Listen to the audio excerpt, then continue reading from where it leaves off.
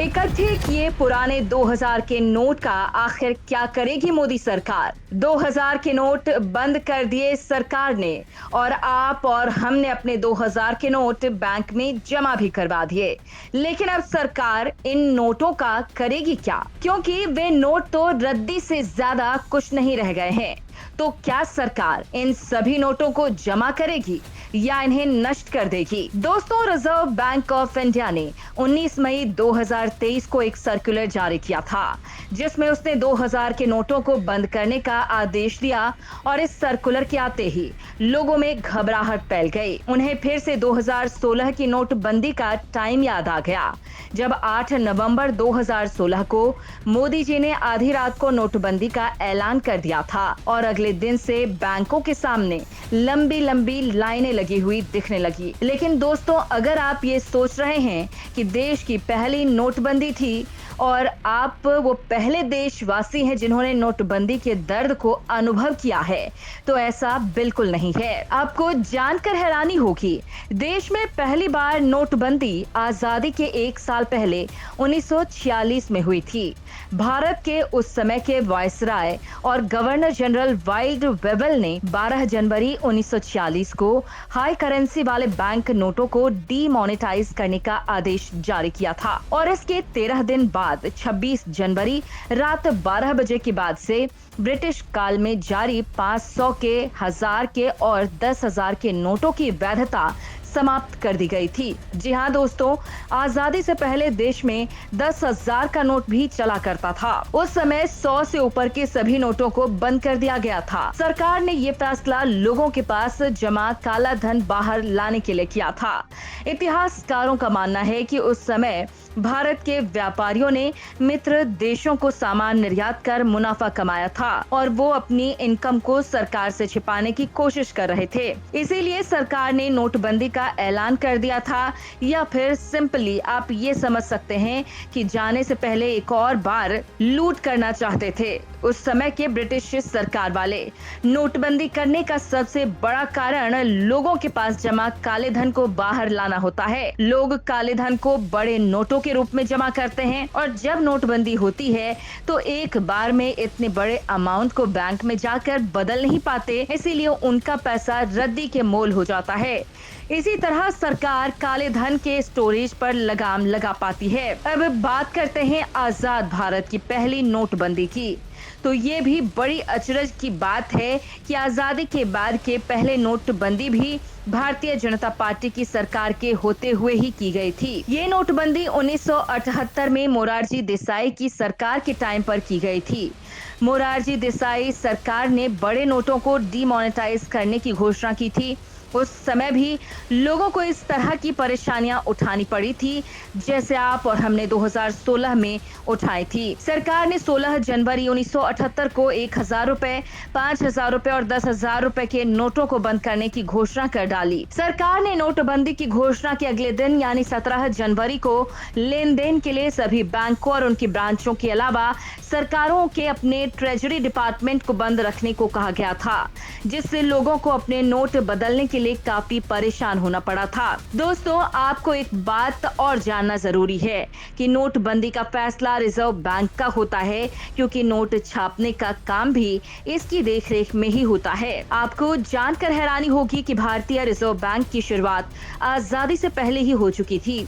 Reserve bank ने जनवरी 1938 में पहली पेपर करेंसी छापी थी, जो 5 रुपए के नोट की थी, और इसी साल 10 रुपए, 100 रुपए, 1000 रुपए और 10,000 रुपए के नोट भी छापे गए थे। लेकिन 1946 में 1,000 और 10,000 के नोट बंद कर दिए गए।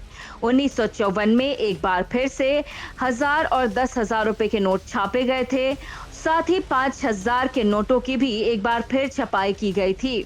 उसके बाद 10,000 और 5,000 के नोटों को 1978 में मोरारजी देसाई की सरकार ने चलन से बाहर कर दिया और उसके बाद कभी 5,000 और 10,000 के नोट चलन में नहीं आ पाए। इसके बाद मोदी सरकार ने 8 नवंबर 2016 को देश में नोटबंदी की घोषणा की थी। इस दौरान सरकार ने 1,000 रुपए के नोट को डीमोनेटाइज करने का ऐलान किया था। 500 के पुराने नोटों को चलन से बाहर कर दिया गया था।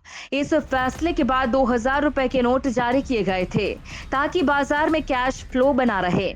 लेकिन अब 2023 में एक बार फिर मोदी सरकार ने 2000 के नोट बंद करने का आदेश जारी कर दिया। हालांकि इस बार सरकार ने लोगों को थोड़ी राहत दी है और नागरिकों को 30 सितंबर 2023 तक का टाइम दिया ताकि वो बिना किसी हड़बड़ी के अपने 2000 के नोट बैंक में जमा करवा सकें। इसके अलावा अभी भी नोट मार्केट में इस्तेमाल हो रहे हैं, इन्हें एकदम से ही बंद नहीं कर दिया गया है। रिजर्व बैंक का कहना है कि उसने 2000 रुपए के नोट को क्लीन नोट पॉलिसी के तहत बंद करने का फैसला किया है। इसके तहत आरबीआई खराब हो चुके और नकली नोट को मार्केट से हटाने के लिए मार्केट में से नोटों को हटा लेता है। और 2000 के नोट जब शुरू किए गए थे तब उनकी उम्र 4 से 5 साल बताई गई थी, इसलिए अब उन्हें मार्केट से हटाने का सही टाइम आ गया है। इसके अलावा लोग ट्रांजैक्शन में 2000 के नोट का इस्तेमाल काफी कम कर रहे थे, जिस वजह से रिजर्व बैंक ने इन्हें छापना काफी पहले ही बंद कर दिया था। लेकिन अब सवाल यह है कि लोग अपने पास जमा सभी नोटों को बैंक में जमा करवा देंगे,